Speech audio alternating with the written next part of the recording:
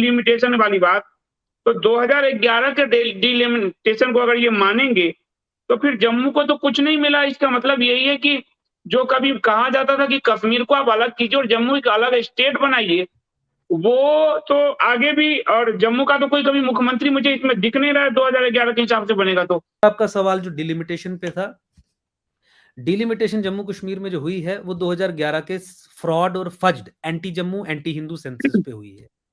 2011 का ही नहीं बल्कि 2001 का भी, 1981 का भी, 1961 का भी, 1951 का भी, 1941, तो आजादी से पहले की बात है, ये सारे ही सेंसस फ्रॉड और फज्ड थे।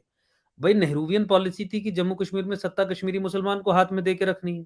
तो जब तक सेंसस मैनेज नहीं करेंगे तो किस तरीके से सुनिश्चित करेंगे।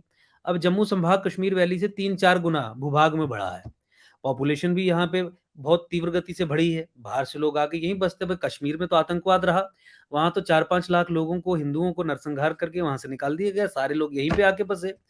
तो जम्मू संभाग की पॉपुलेशन कश्मीर संभाग से, कश्मीर के 10 जिलों से काफी अधिक है, लेकिन कागजों पे सरकारी आंकड़ों के हिसाब से वो कम है, क्योंकि 2011 का सेंसस ही आपके खिलाफ है। तो ये पुरजोर डिमांड हमारी रही और एकजुट जम्मू पार्टी ने ये पब्लिक डोमेन में आके सफिशिएंट डेटा के बेसिस पे ये साबित कर दिया कि 2011 का और तमाम सेंसस हमने कंपैरेटिव एनालिसिस, स्टैटिस्टिशियंस जो एक्सपर्ट्स थे उनके बेसिस पूरा एक पेपर इशू किया। और मैं क्यों कह रहा हूं कि अब ये एक बहुत जनरल कंसेंसस है कि सारे सेंसस फर्ज थे, क्योंकि भाजपा ने जिस समय डिलिमिटेशन कमीशन यहाँ पे आई तो डिलिमिटेशन कमीशन को भाजपा ने आधिकारिक तौर पे लिखित रूप में दिया कि 2011 का सेंसस फ्रॉड और फर्ज है जिस सेंसस पर आप डिलिमिटेशन कर रहे हैं। लेकिन ये दूसरी भाजपा ओर ने दिया है। भाजपा ने लिखित में दिया है, in writing to the delimitation commission, commission headed by Ranjana Desai जो सुप्रीम कोर्ट जज रही हैं, आपके इलेक्शन कमिश्नर एक, और आपके यहाँ के शर्मा यहाँ के रिटायर्ड आईएएस दिल्ली कैडर के थे जो यहाँ पे एडवाइजर भी रहे, अब इस कमीशन के मेंबर भी रहे। तो उनको लिखित में दिया।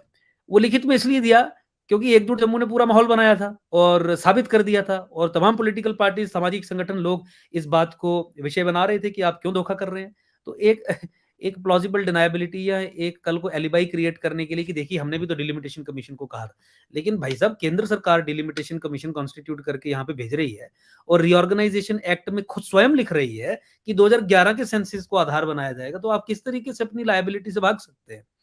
तो उसके बावजूद भी अब 2021 के सेंसस के आधार पर करवाया होता तो जम्मू संभाग को 50 सीटें मिलती, कश्मीर को 40 मिलती, वो पॉलिसी शिफ्ट होती। लेकिन केंद्र सरकार अभी तक इस बात पे अपने आप को साफ कर ही नहीं पाई है कि उसे पॉलिसी चेंज करनी। मतलब इंडियन स्टेट की पॉलिसी अभी भी सेम है जो 70 साल पहले थी, और इंडियन स्टेट जम्मू कश्मीर में सत्ता कश्मीर में ही केंद्रित करके रखना चाहती है, वो इस इनके फैसले से साबित हो गए।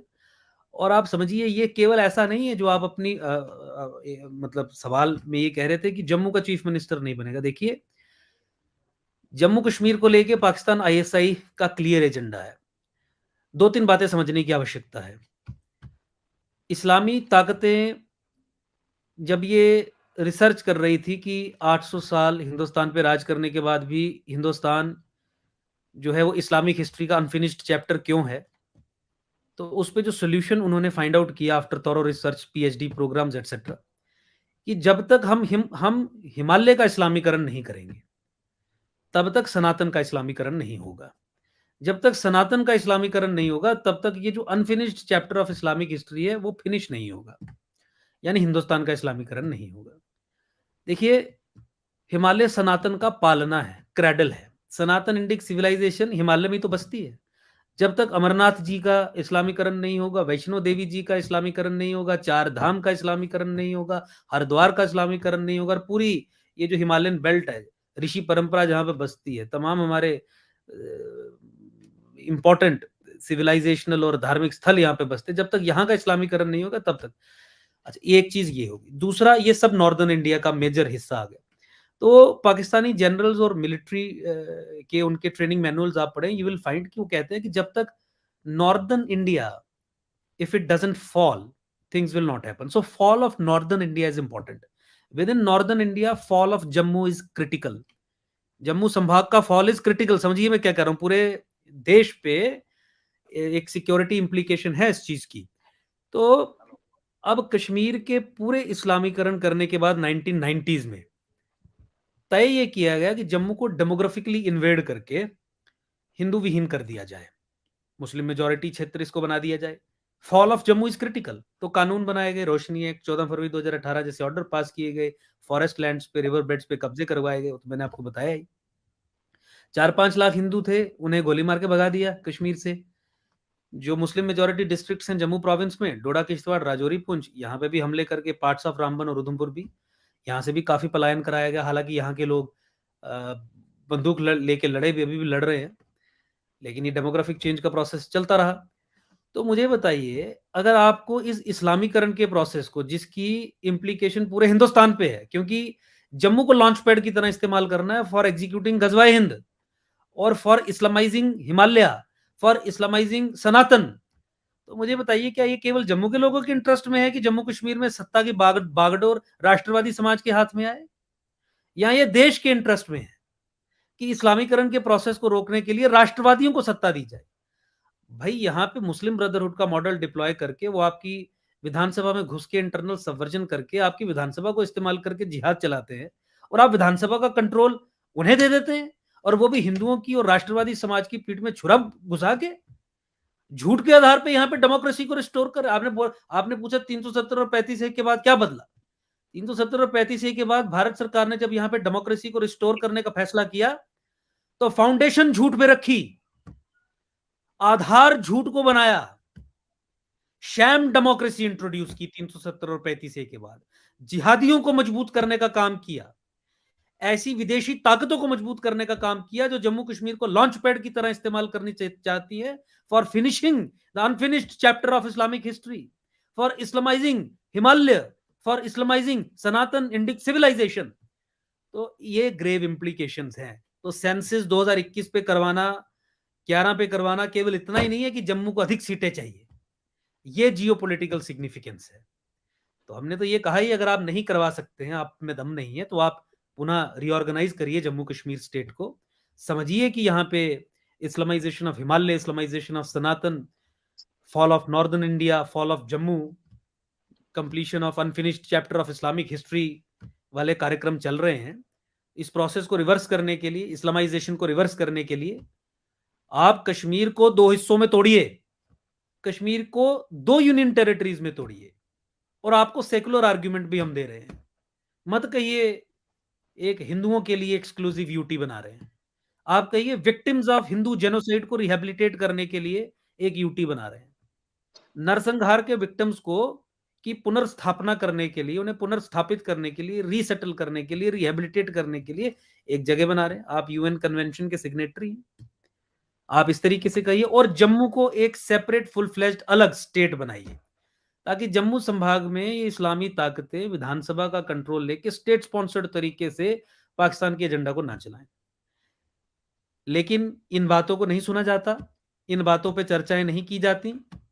हम सिंगल हैंडेडली यहाँ पे लड़ रहे हैं, पूरे देश से हम गुहार करते हैं, अपील करते हैं कि हिंदुस्तान की लड़ाई जो जम्मू में भी लड़ी जा रही है, कोई नहीं बचेगा इससे। अगर यहाँ पे नहीं बचे तो उसमें हमारा साथ दीजिए, हमारे हाथ मजबूत कीजिए, ताकि इन विध्वंसकारी ताकतों को हम ध्वस्त कर सके, खत्म कर सके, इनका खात्मा कर सके।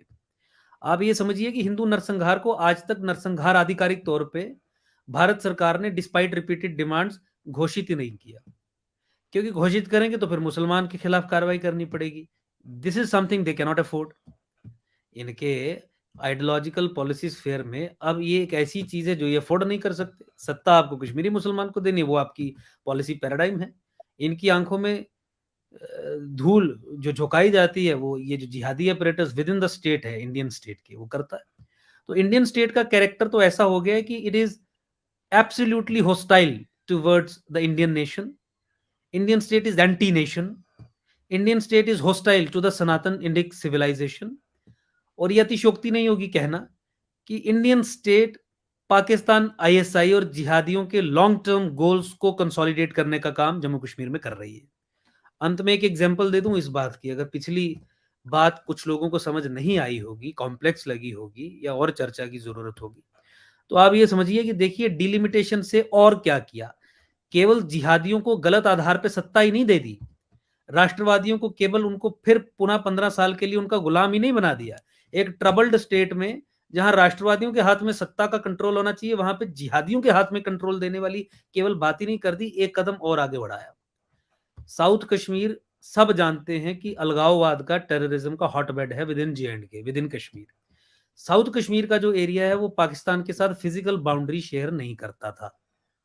लेकिन अब इन्होंने डिलिमिटेशन कमीशन के जरिए किया क्या है, मुस्लिम कंसोलिडेशन करने के लिए, कि साउथ कश्मीर के एरिया को जम्मू संभाग के मुस्लिम मेजॉरिटी डिस्ट्रिक्ट्स के साथ जोड़ के, राजौरी और पुंछ के साथ जोड़ के अनंतनाग पार्लियामेंट्री कंस्टिट्यूएंसी को रिकास्ट किया है।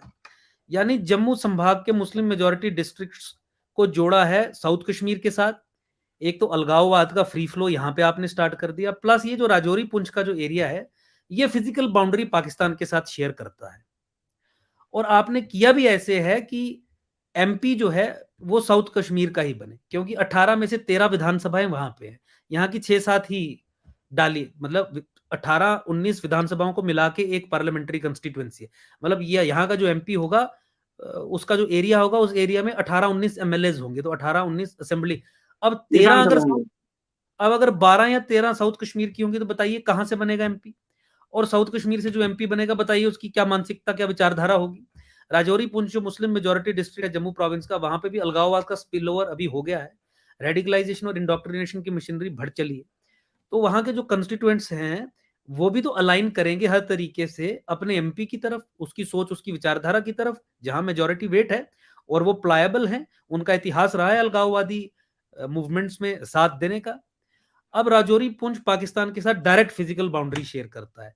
तो भारत सरकार ने इस डिलिमिटेशन कमीशन के जरिए क्या किया, apart from doing other things, एक legislative separatist corridor starting right from south Kashmir running through Rajouri Poonch connecting Pakistan, directly Pakistan के साथ कनेक्ट करता हुआ एक सेपरेटिस्ट कॉरिडोर निर्मित कर दिया।